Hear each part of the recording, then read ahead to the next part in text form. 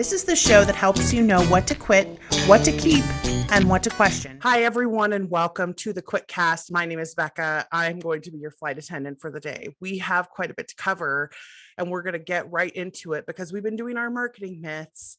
Actually, we've only done one, but we've been doing the series and recording the series, and I'm very excited for this particular myth. And I think we're going to do this second in the series because so on the Patreon, I asked all the authors who are on there, what are the most common pieces of advice that they get about marketing, and what are the myths that we're going to tackle, right? Because the way that I approach the mythology of marketing is that people give advice and they don't know the context of the person they're giving it to, and they don't know the personality or the life of the person they're giving it to, and they're just trying to give best practice advice.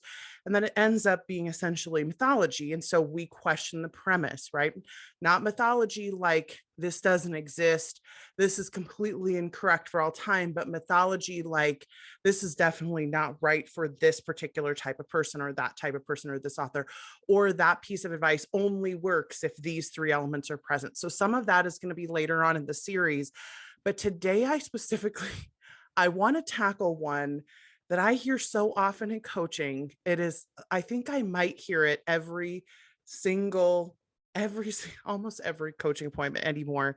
And it has nothing to do with advice that we are given.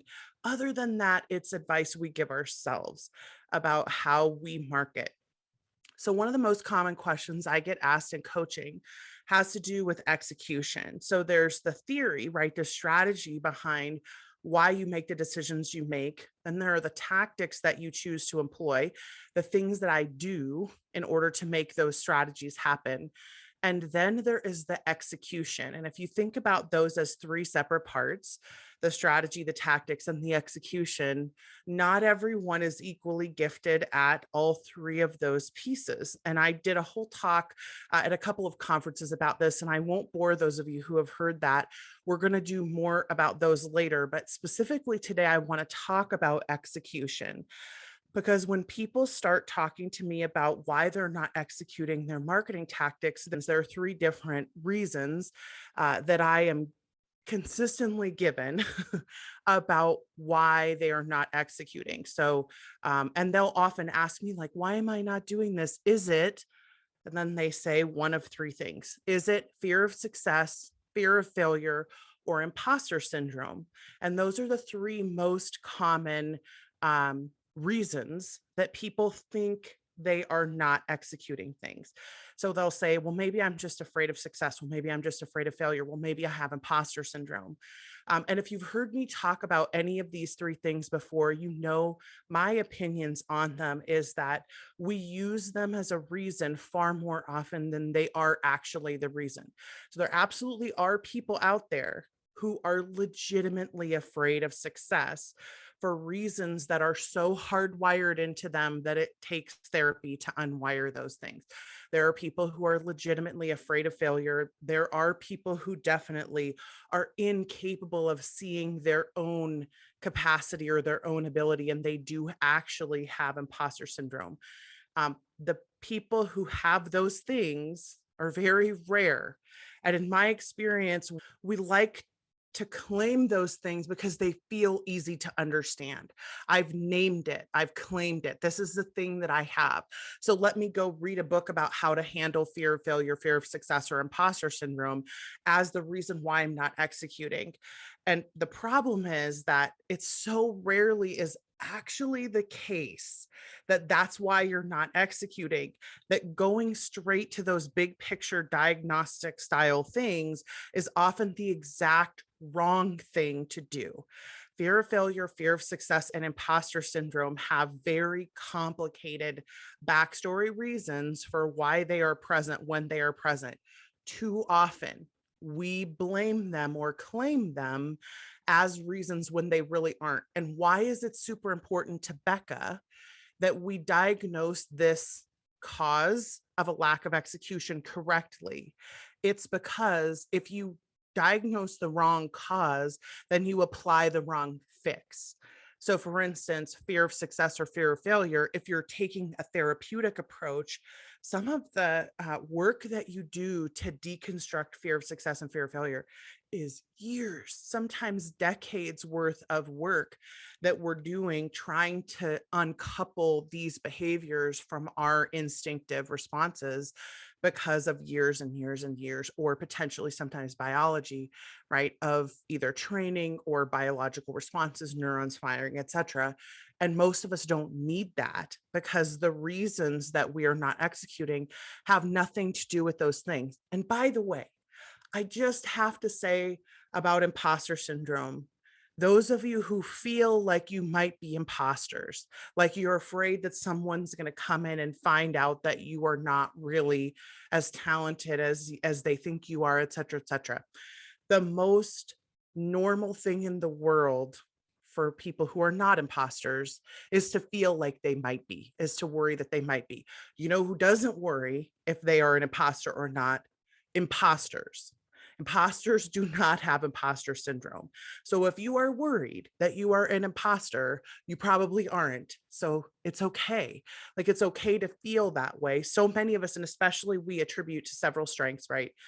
Achiever, focus, competition, discipline, significance. It's really common to have imposter syndrome if you have some of those strengths because you are so conscious of how many levels there are and of where you are and how much there is above you. And you're conscious of how far you have come or how much work you have left to do or how much you have to grow. The more conscious you are of those things, the less likely it is that you actually have imposter syndrome or that you are an imposter. It's more likely that you have other, and again, we're going to talk about what might be at fault in a second, but it's more likely that that's not the case than that it is the case. So me just wondering if I might be an imposter is not the same as imposter syndrome. So I just want to get that out on the table at the beginning. And I want to acknowledge I'm going to say some things that are a little bit controversial here that may not be popular with certain people. And I'm okay with that. So I just want to warn everyone up front. There's a possibility that you are going to be offended by what I say because I don't believe that fear of failure, fear of success, or imposter syndrome are as prevalent as we believe they are culturally. And I'm going to explain why. And I think I have good data to prove why. So just hang in there with me. But a lot of us want to claim these things because we feel very, very connected to the explanation of why this happens. Why am I not doing all the things that I want to do? Why am I not grabbing those opportunities? Well, it must be fear of failure, fear of success, or imposter syndrome that's standing in the way of my execution. And Becca is here to tell you it is likely that it is not the reason, even if you have felt like you identified with part of it in the past. So I want to talk about why for just a second. And in order to do that, we have to get just a little bit nerdy, which I think you should all come to expect on the QuitCast by now. So just hang in there with me on the nerdiness. And we're going to talk about a set of linguistic experiments. Again, hang in there with me. I promise it'll be worth your while. A set of linguistic experiments that were done on split hemisphere language processing.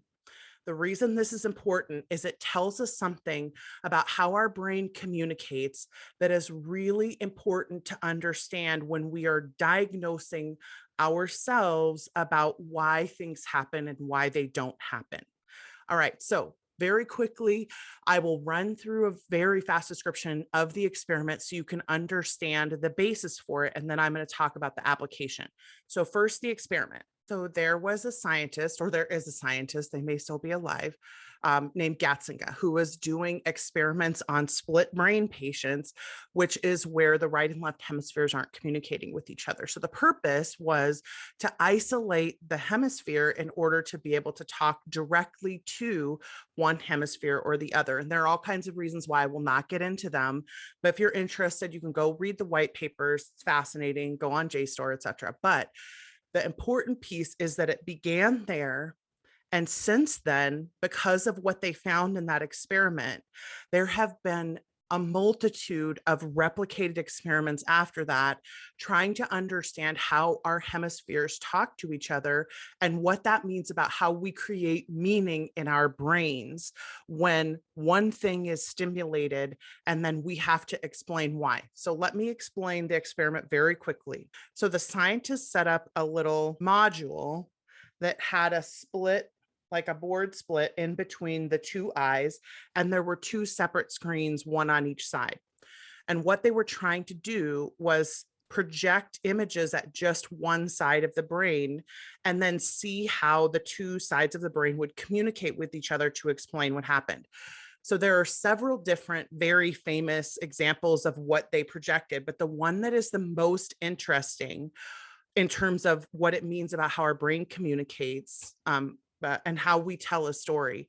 Well, and really, they projected over and over again where they would project something to one side of the brain and then the other side would respond, but it would not cognitively understand what it had just seen.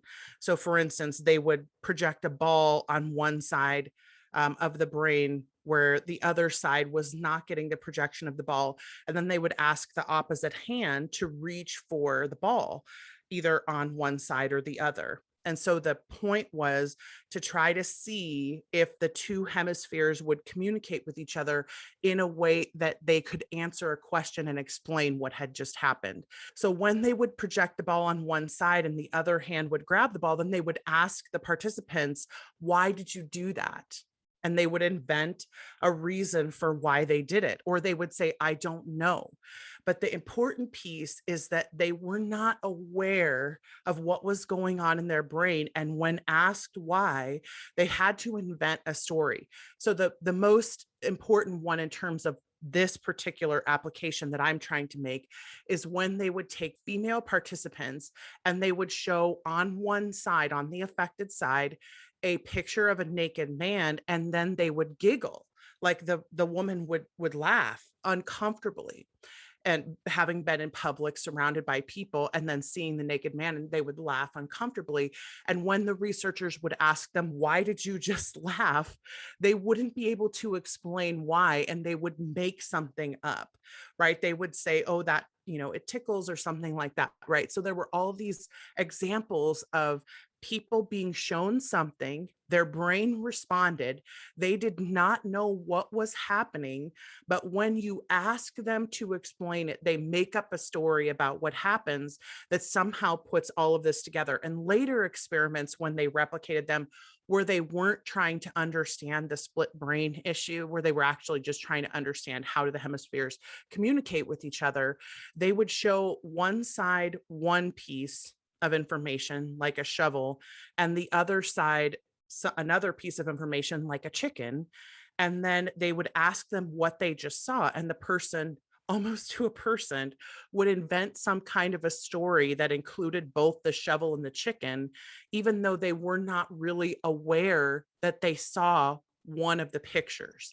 So they weren't, it was because it was so fast, they wouldn't still be able to see it, but somehow they would invent this story about what happened. And they were not lying. This is what is so important to understand about this experiment. They were not lying. They did not know that they hadn't seen that. And when they were pressed about it, like when the researchers would continue to ask them questions, well, explain to us exactly what you saw. Can you draw it for us, etc. And they would get defensive because they couldn't really remember, like they couldn't recall the memories of having seen those things, but their brain had latched on to this example, this expectation of the story, because it had very quickly tried to process all of the data so that they could say it out loud. Anyway, I'm going to stop talking about that now because I want us to start making some applications here to why are we not executing. So what happens is, let's say I come up with a strategy, I come up with some tactics, I decide this is what I want to do, and then a week goes by and I don't do them. And someone asks me, why did you not do that, Becca? And then I try to remember, why did that not happen? And what I am the most likely to do in the moment is to invent a reason for why it did not happen that fits in with my internal narrative. I am the most likely to latch on to something that seems to explain everything, whether or not that is actually the truth. And it's so important. I am not lying to myself or to other people when I say whatever the reason is. It's just how my hemispheres of my brain are talking to each other, how I'm processing the information, and how I'm making sense out of the data that life has presented me with that I can't remember. So, the most likely reasons that I am apt to choose are things that I've either heard before or narratives that make sense to me. And because fear of failure, fear of success, and imposter syndrome are the most common narratives that we blame for why we don't do whatever it is that we're supposed to do. And there are other things we blame too that have medical consequences to discussing them. And so I'm not going to discuss them, but a lot of us will blame things that aren't actually the cause of what the reason is behind the behavior.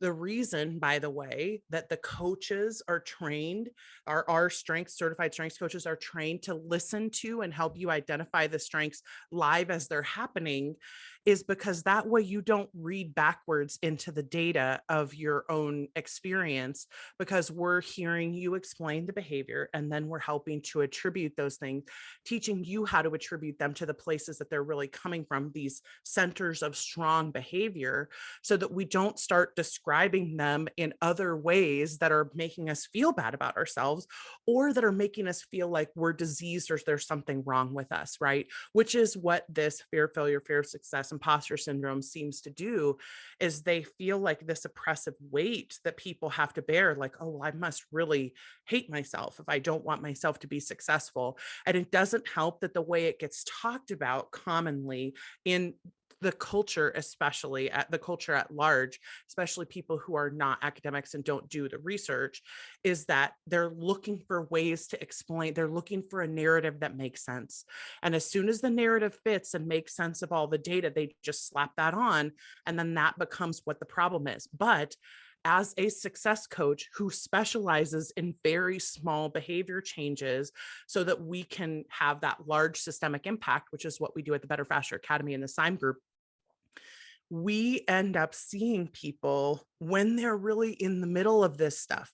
So we see a lot more of the, I guess, raw data as opposed to the interpreted data, because we're right in the middle of the execution. And so many people, when they leave Write Better Faster, when they leave Write Better Faster 201, when they leave our Strengths for Writers coaching, they are actively engaged in the execution. And so when we see this happen, we think, oh, that's different. Like, I did not hear the fear of success, fear of failure, imposter syndrome language coming from you when we were talking about why you didn't do this morning or why you're not doing this right now.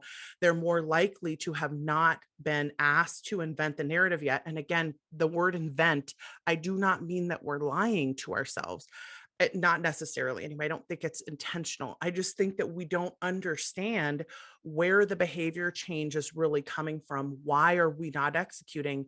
And so we grab onto whatever seems to make sense about this. And the reason this is so important to me, the reason that I wanted to tackle the myth of fear of failure, fear of success, and imposter syndrome first, again, is not because no one has those things.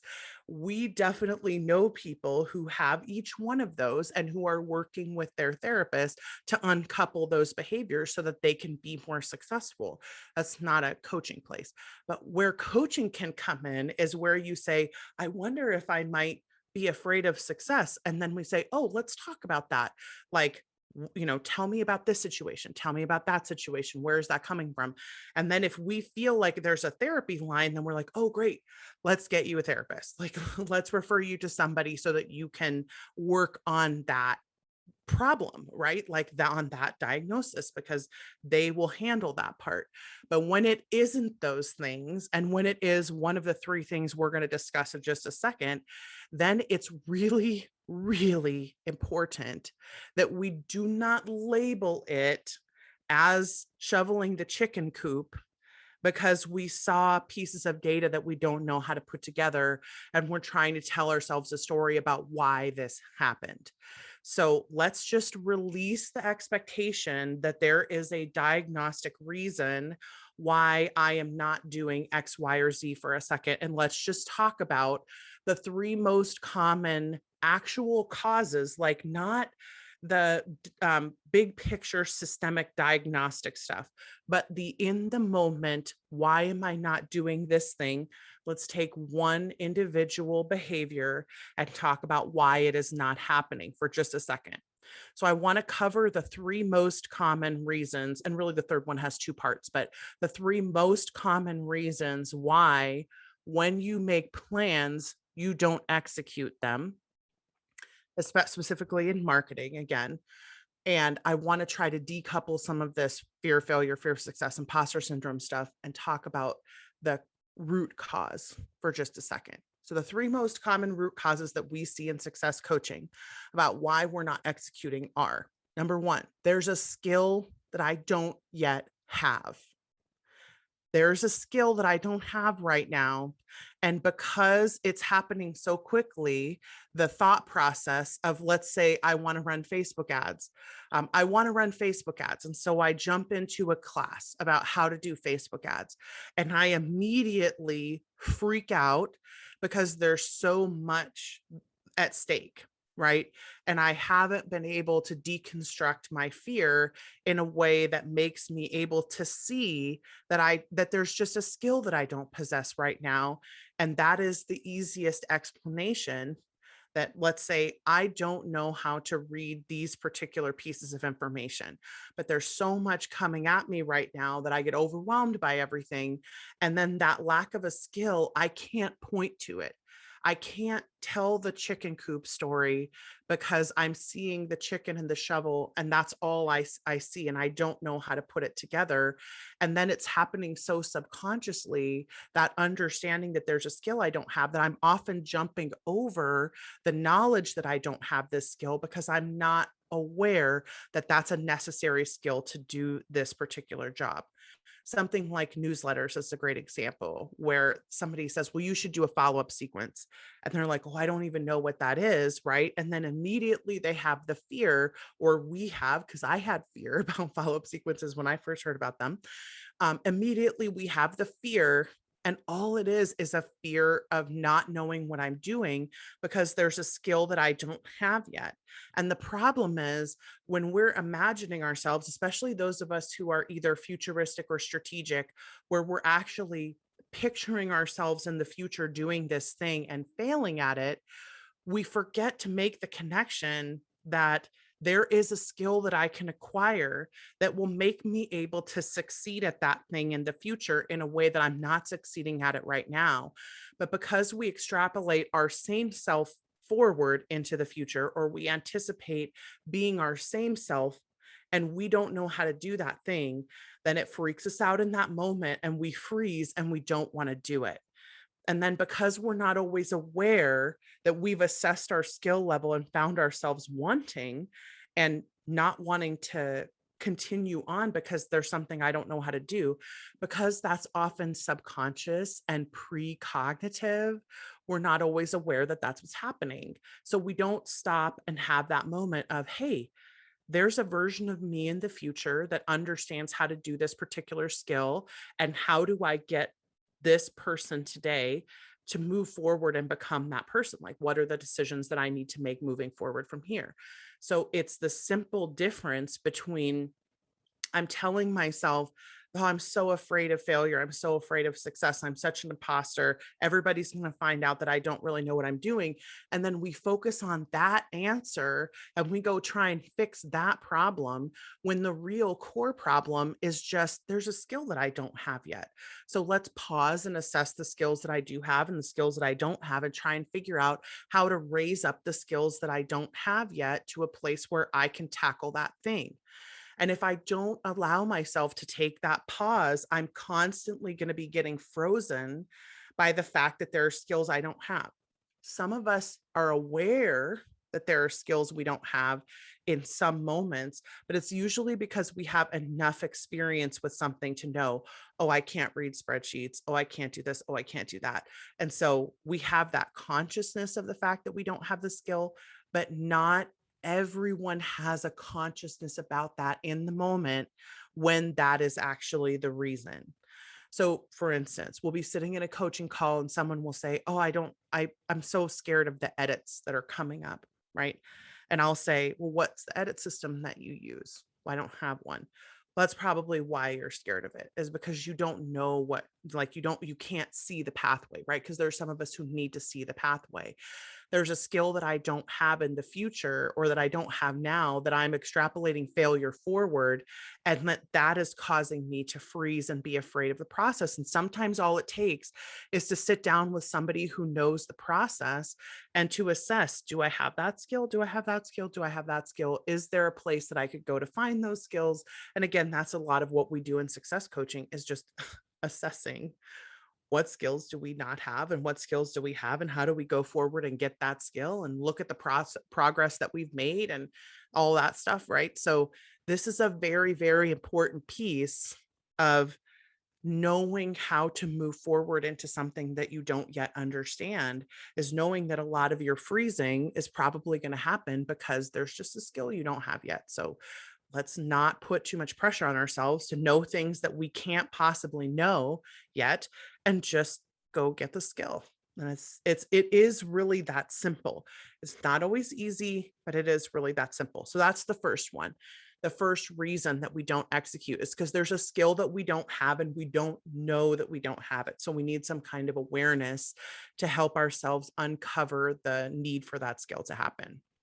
And like I said, often that can be as easy as just doing a breakdown of all the skills that are needed to accomplish that thing and then assessing yourself in each one of those areas.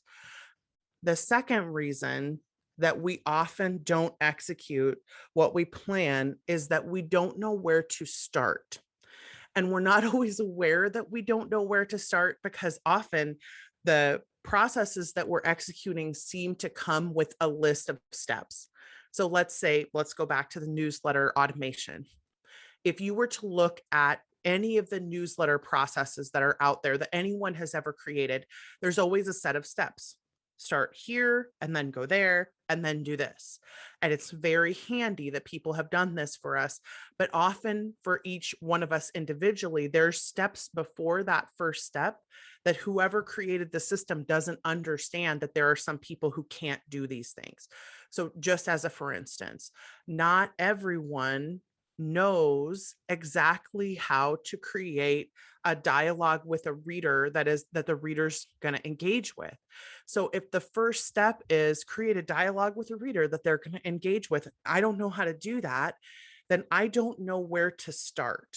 Like I don't understand the process of how to do that step well enough to know where to start, or I can't see the beginning. And the other part of not knowing where to start problems is when there's a very complicated process where the steps do not have to be done in any certain order. And I'm not familiar enough with having done the process over and over again to know exactly where to start. We see this a lot when people publish for the first time. Like, okay, I finished a book. Now what do I do? And there's that overwhelm. And the danger is in the moment, if we start attributing that overwhelm to fear of failure, fear of success, or imposter syndrome, we start going down these rabbit trails of things that are not actually the problem. So when we coach people post, write better, faster, and this is the problem where they just don't know where to start, usually as coaches, we've done this enough that we can hear, oh, okay, so don't start there. Like, don't start with that thing that feels super complicated that you don't understand yet. Let's back up and start here in a place that feels a lot more manageable. And then we lower the threshold of action to a point where it's easy for me to step over. And then I don't mind stepping over it. I'm not afraid of stepping over it. So when we don't know where to start, though, we are not always conscious of that fact, because sometimes it even feels like I know consciously where I should start. I should start by publishing the book. But publishing the book is actually a set of complicated steps that are easy to people who've done it a lot or people who are trying to explain how to do it. To someone who's never done it before, it feels much more daunting because it doesn't feel like a process that I've replicated in the past. And so I may not understand exactly what to do. And so being able to talk to somebody who has been through it enough and who's helped enough like newer writers to do that. And I watch this happen sometimes in groups, right? Where there's like the one person who is like very conscious of the fact that not everybody starts off in the same place and comes in and says, okay, have you finished the manuscript? Have you had it edited? Have you done this? And they ask all these questions, trying to walk them through step by step. And it's really impressive to watch that happen because you can see in their questions that they're not answering the question the person asked. They're answering the question they don't know that they had, which is, I don't know where to start, can you help me, instead of what should I do next. That's a very different question from I don't know where to start, please help me. Because when we ask certain questions, again, it's the split brain experiment issue. We don't always know what's really going on in our brain. And so when we say certain things or ask certain questions, we often don't know to ask the right questions. So when you are stuck or struggling, when you feel like you are not executing, when you feel like you might be afraid of something, it's so important to talk to somebody about this who can help you process what's really going on. The third reason is that on some level, you've decided either you don't have time or it's not worth doing. And you just don't know that you've decided that. And I'm speaking specifically to those of us who have strategic adaptability, um, probably I would say ideation on some level, significance, competition, achiever, focus, discipline, like strengths that naturally do some sorting for us without us realizing that they're sorting through things. The sorting is not always conscious. Sometimes it's subconscious. And it's really important to know that when I don't have time to do something, I often don't recognize that I don't have time to do it. I may still want to do it. I may still continue to put it on my to-do list. I may still expect myself to do it. But the reality is, when Becca walks backwards through all of the week that you just had, you do not have time to do that thing, even though you want to do it and you think you should do it. So those two reasons, I want to, and I think I should, do not magically create time out of nowhere. I wish they did. My job would be so much easier if they did, but they don't, because often we just don't have time to do everything that we want to do, but our brain hasn't told us the story in the correct way. What we think is, I don't want it enough, I'm lazy, I'm stupid, etc. And that is so rarely the actual reason why we're not getting things done. It is not even funny. And I know I've said this before on the QuitCast, and I know some of you are getting sick of hearing me say it, because you actually do still want to get the things done and you don't have time to do them and you don't want to admit that to yourself. And that's okay. I am one with that story that we are telling ourselves. I'm the exact same way. I don't like to admit it either. But as a coach, when it comes time to someone asking me, why am I not getting this done? And then we do some kind of time assessment, or we do some kind of context walking back to see what has happened in the past. And I hear them not give any margin to themselves. And that's why they're not executing, no matter how good the strategy is, no matter how smart it is, they don't have the energy or the capacity to do it, or the time, one of those three. But the other piece of this, because it's about the sorting, the internal sorting, and again, with the split brain experiments, my brain is not always telling me that this is what it's doing. Sometimes it is sorting the information out just without even informing me. And then I just end up not doing it. And a week later, I say, oh, I thought this was so important. And then I still haven't done it. Why? And sometimes it's because our brain has literally decided it's not worth the effort. So the more high strategic, high significance, high competition, probably high focus, high discipline, the more you have those types of strengths, the more likely you are to self-select what is not going to make a real impact without realizing that that's what you've done. So it's the reason why we say things like, well, I really should organize all of my books, or I really should do this, or I really should do that. Because in theory, it makes sense to do that thing because it feels like that's what is the next logical step to happen for a good organized person. And if you can't see me making air quotes around those, that's what I was doing. Because we tell ourselves those things. And again, remember the cleaning out the chicken coop thing from the split brain experiment. I am not necessarily actually seeing myself cleaning out the chicken coop. I am seeing a chicken and a shovel, and they're completely disparate things. But I'm telling myself a story about why this is happening. Like, I'm lazy, I'm stupid, I don't want it enough, I'm not motivated enough, I don't want to be a professional author bad enough, blah, blah, blah. I'm telling myself those things because it seems to explain the pieces of data that I'm seeing in a way that fits in with my narrative. And again, the important piece is it doesn't have to actually fit in with what I believe is true about myself. All it has to do is fit in with a narrative that is aligned and that makes sense. So if there are people out there with fear of failure, fear of success, or imposter syndrome, and what they say makes sense to me, that does not necessarily mean that I also have those things. It doesn't necessarily mean those are the reasons why my brain fires in that way. It might be one of the reasons that we've just talked about. And I just want us to take a pause and take a beat and think about this for a second. The reason why I'm not executing may not be because I don't like myself, because I don't want myself to succeed, because I don't think I'm worthy of success, because I think I'm stupider or less talented than everyone else. That may not really be the reason.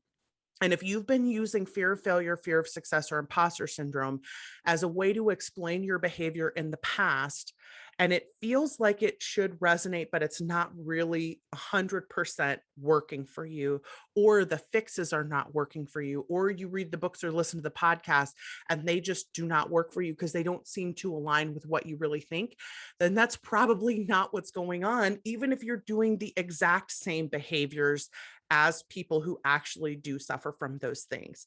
And so I want to just say to those of us who actually have those, I'm not saying it's bad to have them or it's wrong to have them. What I'm saying is if you have them, the fix will work.